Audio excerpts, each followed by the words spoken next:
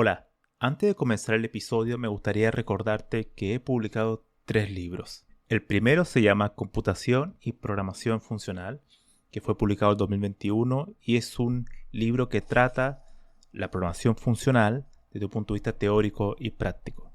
El segundo se llama Mentes Geniales, la vida y obra de 12 grandes informáticos. Esta es una obra que repasa la historia de hombres y mujeres que fueron relevantes en la historia de la computación.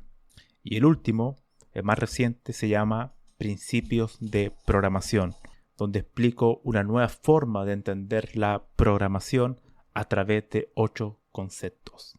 Todos estos libros se pueden encontrar en librerías en España o en Amazon, y también en Latinoamérica se puede encontrar a través de Mercado Libre y Busca Libre. Para más detalles pueden visitar mi sitio web camilochacon.com. ¿Qué es computable y qué no es computable? Bueno, ese es el tema de este episodio del podcast sobre la hipercomputación. Antes de hablar de eso, primero tenemos que recordar qué es computable. Y para eso también tenemos que mencionar lo que es la máquina de Turing. Al final lo que hace la máquina de Turing, lo que trata de demostrar es lo que existe un método efectivo, es decir, un algoritmo, que puede resolver un problema de decisión. Y este problema de decisión significa que podemos tener un algoritmo que nos retorne una respuesta. Por ejemplo, si nosotros tuviéramos un problema que dijera retornar todos los valores pares que existen en una secuencia de números enteros, o cuál es la fecha de que la Tierra va a desaparecer, cuestiones así. Eso claramente no es computable, porque, por ejemplo, buscar la cantidad de números pares o primos o lo que sea, tiende a ser infinito, ¿no? Y la computación que conocemos es finita, eso es fundamental. Por tanto, son problemas que no son computables y están fuera del alcance de una máquina de Turing, y por tanto están fuera también del ámbito de la tesis de Church-Turing, que, demo- que demuestra que uno puede resolver un problema de decisión a través de un algoritmo, pero que hay métodos que no son computables.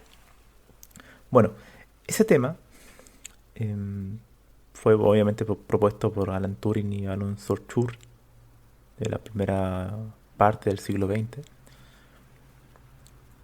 y a finales ya del siglo pasado surgió un término que se llama hipercomputación, que ha tenido bastantes críticas, y lo que propone es que puede existir eh, una manera de computar lo que no es computable. Es casi una contradicción en sí mismo, ya que lo que ellos hacen y que proponen es que lo que anteriormente se conocía como la teoría de la no computabilidad, o sea, lo que no es computable, los problemas que no son computables, ahora se llaman hiper, o sea, hypercomputer, o sea, como una computación superior. Una de las personas que acuñó ese término es Jack Copeland.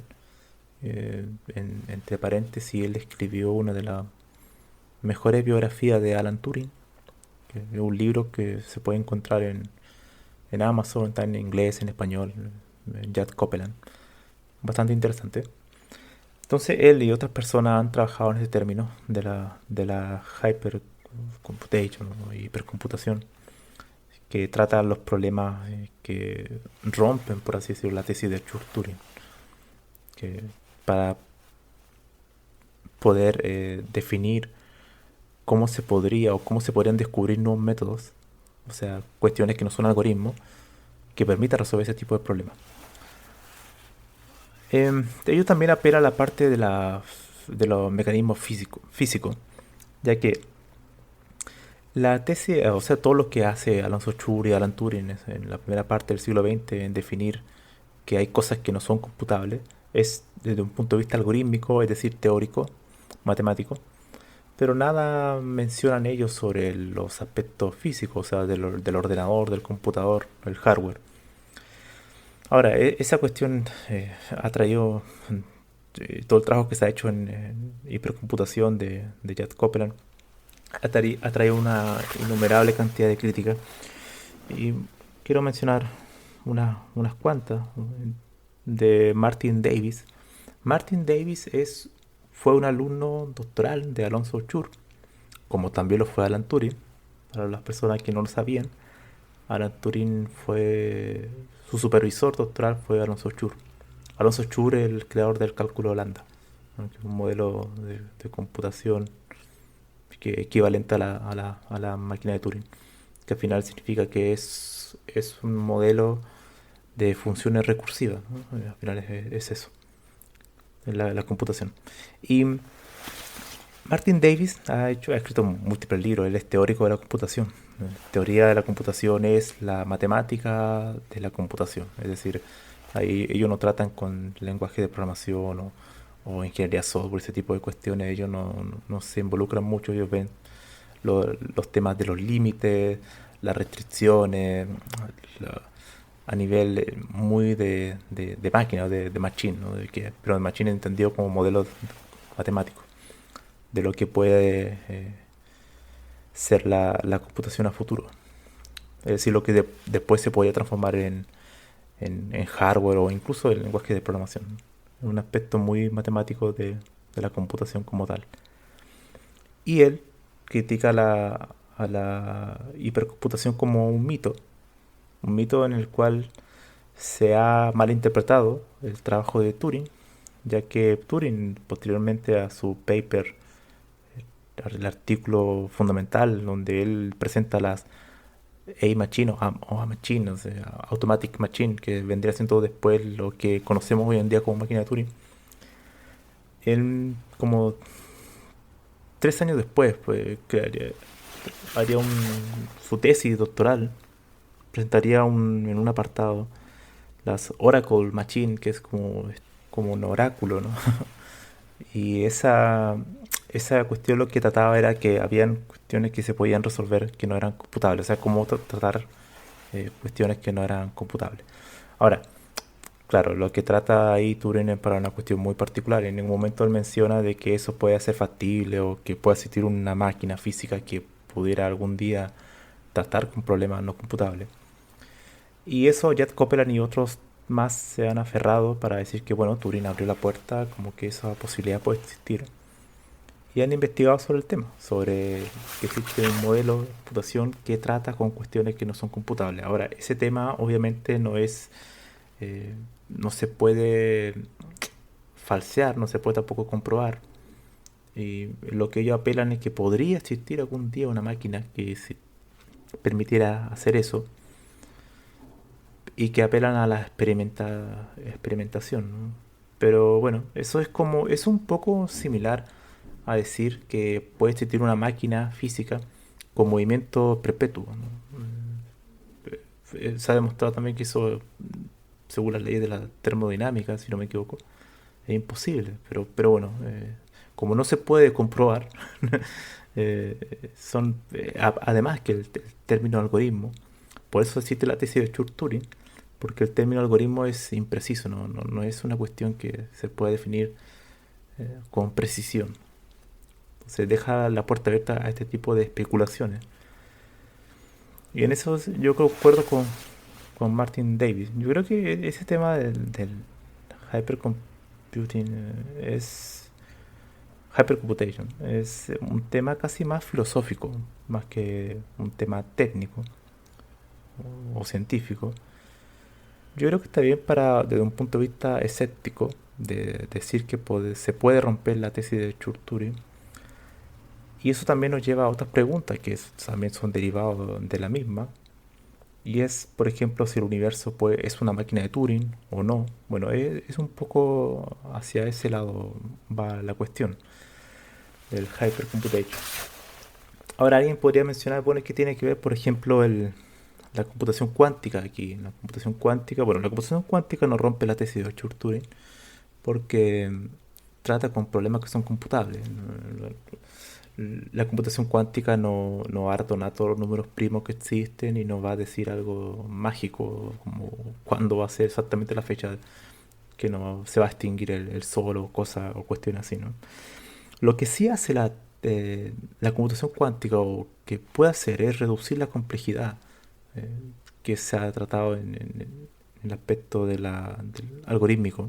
O sea, si un algoritmo tiene una complejidad muy alta, por así decirlo, o sea, que crezca rápidamente una función, bueno, se puede reducir, que en la práctica la velocidad de cómputo se reduce, se hace más rápido. Y eso es lo que podría hacer la computación cuántica, es decir, variar la complejidad de las clases de algorítmica, de análisis de algoritmos. Pero no va a resolver, no es que resuelva problemas que no son computables. Y bueno, Martin David decía que eso no es posible porque en realidad la computación es finita. Toda la computación es finita. Y esa es una restricción que va mucho más allá de la tesis de Church-Turing o de la máquina de Turing, sino que hay que partir de la base que es finita. Entonces, la hipercomputación habla de términos de infinito. Entonces, básicamente es casi una especulación, ¿no? Casi una idea filosófica, que puede existir algo, un supuesto, que, que no, pero eso se va a chocar contra muchas restricciones que hasta el día de hoy, que la hipercomputación nace o se vuelve popular a finales del siglo pasado, a principios de la década de los 90, hasta el día de hoy no ha tenido mucha repercusión. Pero si hay algunos artículos interesantes para leer, yo creo que hace bien para entender un poco más la teoría de la computación, el trabajo de Turing. Al final puede ser útil como para un poco refrescar las ideas y tampoco creerse que todo lo que está ya está establecido y nunca va a cambiar. En ese sentido, desde el punto de vista escéptico, es interesante conocer un poco y también conocer estas discusiones de Jack Copeland con Martin Davis, ¿no? Ellos han escrito artículos donde se van rebatiendo argumentos y es muy interesante leer eso. Desde un punto de vista muy teórico de la computación, pero muy desafiante intelectualmente hablando y creo que cualquier persona que le guste la computación le va a gustar ese debate. Así que yo los invito em, a buscar en Wikipedia el término de hipercomputación, pero no vayan a la entrada en español, vayan a la entrada en inglés, hypercomputation. ¿Por qué? Porque ahí en esa entrada está mucho más detallado y además hay muy buena referencia de los artículos que he mencionado. Por ejemplo, hay un artículo que dice el mito de la hypercomputation por Martin Davis. También están los artículos de Jack Copeland, donde defiende la postura de la hypercomputation, dice que sí, que bueno, que Turing dejó la puerta abierta, ¿no? para ese tipo de idea, que Turing, claro, no mencionó nunca sobre un aparato físico, así que bueno, puede ser, tampoco se puede demostrar, tampoco se puede falsear, así que es una cuestión que está la puerta abierta, pero en general yo creo que lo veo más como una cuestión como esta teoría física, ¿no? Como la teoría de cuerdas, que, han estado tantas décadas, pero sin grandes avances. De hecho, se han escrito, dicho sea de paso, entre paréntesis, se han escrito libros, muchos libros de físicos que hablan de la cantidad de dinero, de carreras perdidas, de personas que perdieron su carrera y se dedicaron a investigar sobre la teoría de cuerdas y no llegaron a nada. Es terrible. O sea, toda una vida perdida, investigación en algo que fue un laberinto sin salida.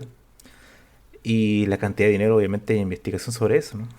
Y pareciera ser que esta hypercomputation va para el mismo lugar. Ahora, eso sí, el hypercomputation no tiene ninguna influencia actualmente en la computación. Es un grupo muy pequeño que se dedica a eso, así que no han habido grandes despilfarros de recursos económicos, ¿no?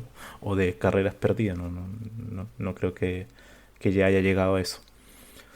Pero es interesante, yo lo recomiendo leer.